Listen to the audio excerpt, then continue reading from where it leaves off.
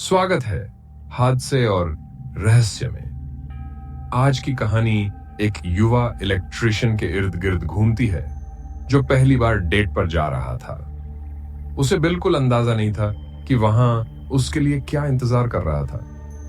जो एक रोमांटिक शाम के रूप में शुरू हुई, वह एक ऐसा भयानक सपना बन गई जिसकी कल्पना भी नहीं की जा सकती। एक अपराध जिसने पूरी दुनिया को हिलाकर रख दिया।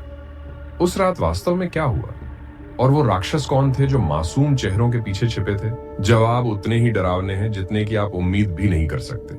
तो चलिए शुरू करते हैं। वेलकम सिटी साउथ अफ्रीका में स्थित है। इसे 1947 में खोजे गए एक बड़े सोने की खदान के बाद बसाया गया था।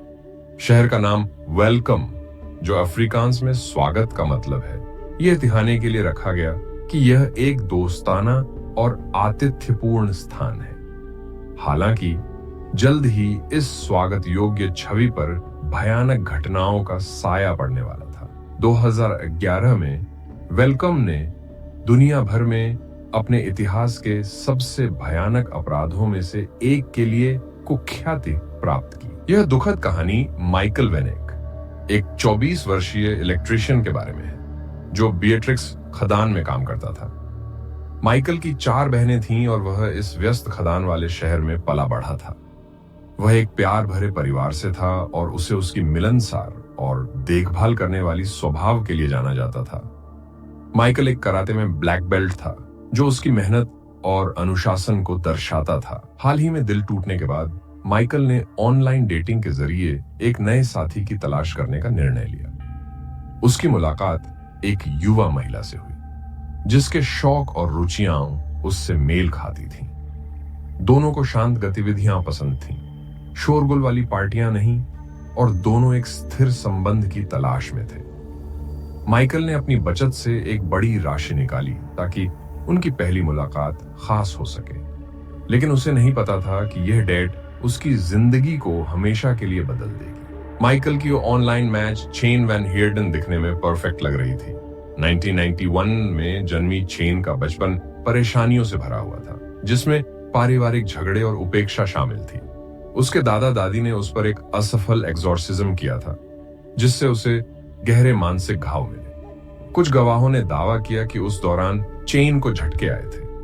बचपन से ही वह चिड़चिड़ी रहती थी और अक्सर अपने ही एक काल्पनिक मित्र एजेजेल की दुनिया में खो जाती थी। उसे अंधेरे का भी बहुत डर था। जैसे जैसे वह बड़ी होती गई, चेन की मानसिक समस्याएं और गंभीर होती गई। 10 साल की उम्र में उसने अपने पिता के घर आए एक मेहमान पर चाकू से हमला करने की कोशिश की।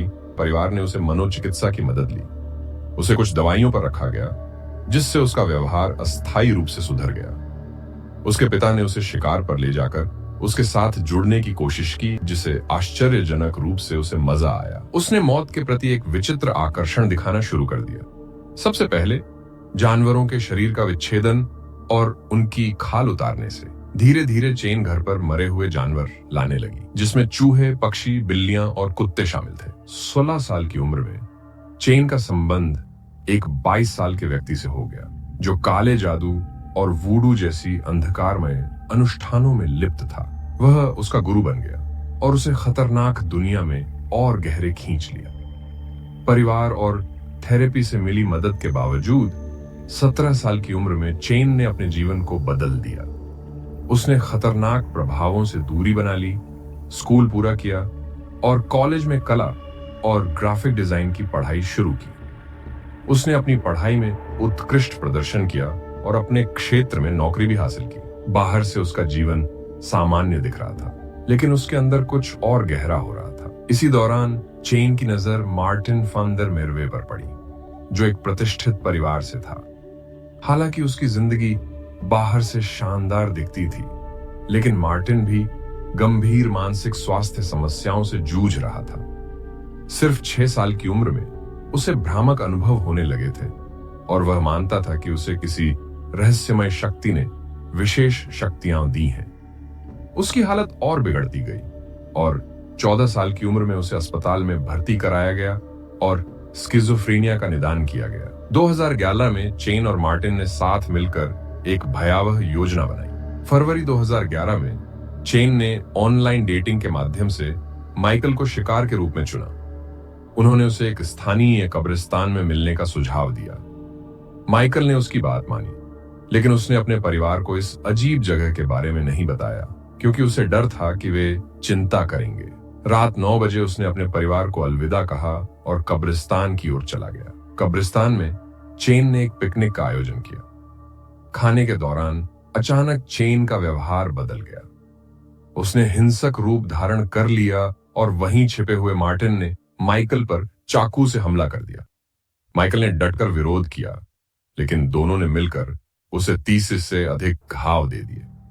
माइकल ने दर्द से कराहते हुए उनसे उसे मार डालने की गुहार लगाई और मार्टिन ने उसकी गर्दन काटकर उसकी जान ले ली। इस बर्बर हमले के बाद चेन और मार्टिन ने माइकल के शव को टुकड़ों में काट दिया। उन्होंने उसका सिर और पैर अलग कर दिए और कुछ हिस्सों को घर के फ्रिज में रख दिया।